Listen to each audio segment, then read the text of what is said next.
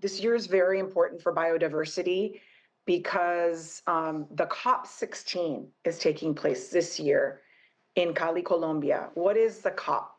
It's the Conference of the Parties for Biodiversity. That means global governments are going to be meeting in an Amazonian country, in Colombia, to make global agreements about biodiversity. 2 years ago, or a year and a half ago, in Montreal, the Kunming Montreal Global Biodiversity Framework was agreed upon.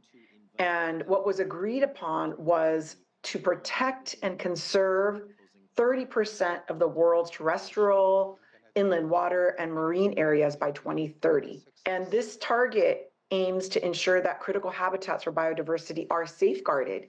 It also calls for the restoration of at least 30% of degraded ecosystems by 2030.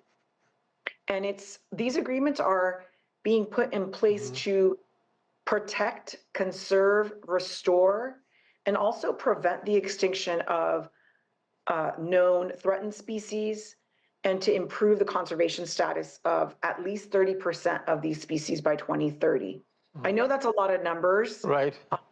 I know that's a lot of numbers, but what I leave you with is this year, critical year for global agreements to move forward on this global biodiversity framework to protect 30% of our biodiversity, 30% of our lands, our waters, of our ecosystems, to protect global biodiversity. Now, that can only happen with our participation. We can't just leave it to governments